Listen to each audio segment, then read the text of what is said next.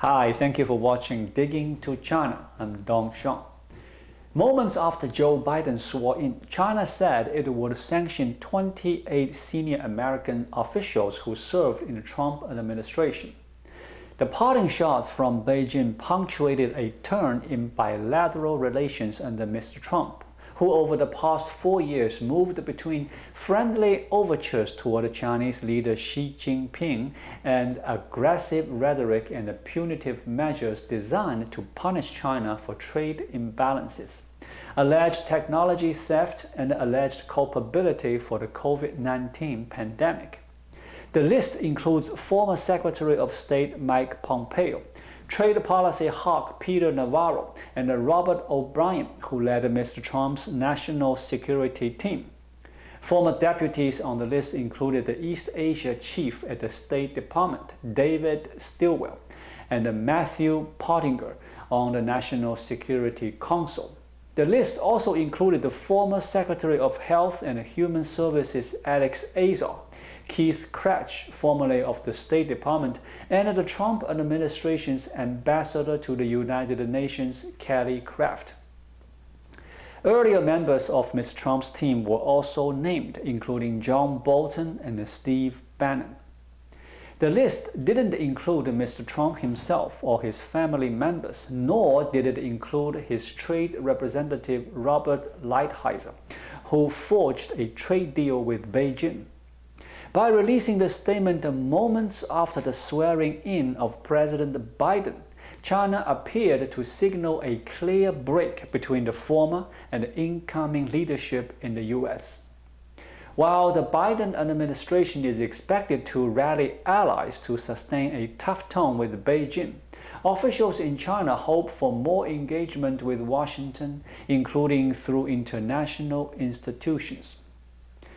In its one-paragraph statement dated Thursday local time, China's foreign ministry said the individuals have seriously violated China's sovereignty and are primarily responsible for China-related issues. It said the Americans listed, as well as members of their families, are prohibited from entering Chinese territory, including Hong Kong, while companies affiliated with them will face business restrictions in China.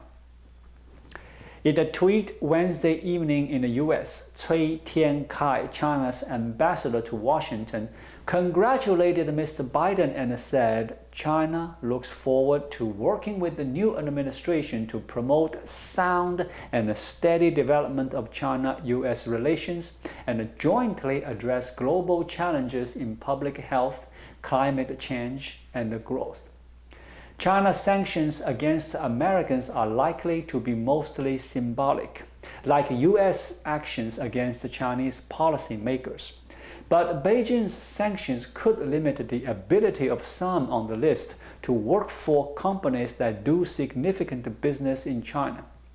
Harry J. Kazianis is a senior director at the Center for the National Interest. He said, I quote, "Overall, I think the move is pretty weak and shows the anger and frustration Beijing had with Trump, but looks desperate overall."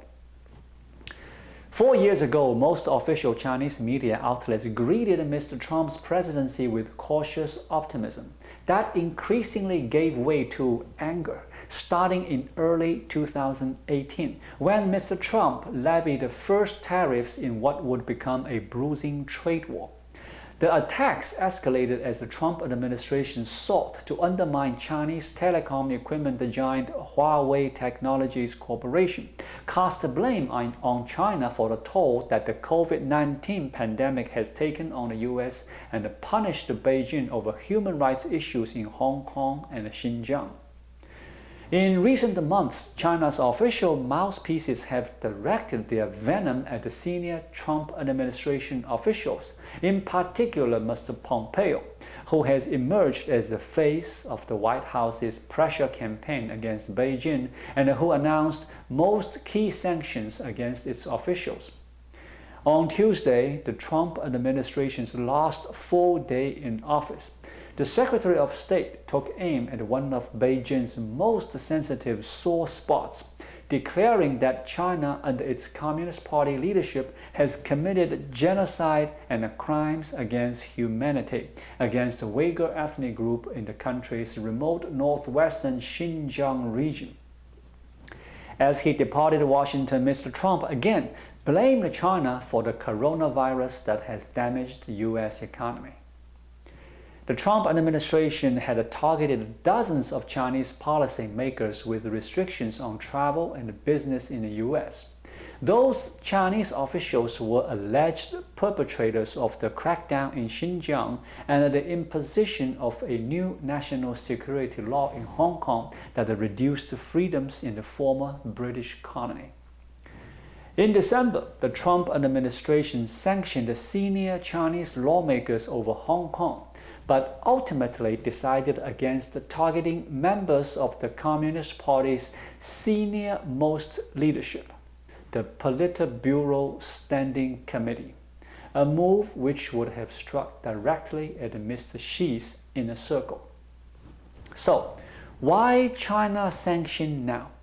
The recent spate of U.S. actions regarding China, including red line issues for Beijing such as the status of Taiwan and naming the abuses in Xinjiang as genocide, likely promoted the sanctions. But they also may be a way of trying to gauge the Biden administration's positioning toward China. A fierce response on behalf of political opponents could indicate a more hawkish position for the Biden team. On the domestic front, the sanctions are actually something of a gift to figures such as Pompeo, who pointed to their opposition to the CCP as a sign of their own virtue. Previous targets of Chinese sanctions have talked up the move. Senator Marco Rubio, for example, listed "banned in" and "sanctioned by China" in his Twitter bio. Thank you for watching. Please leave a comment and subscribe to my channel. Just click the subscribe button right here. I will see you again shortly.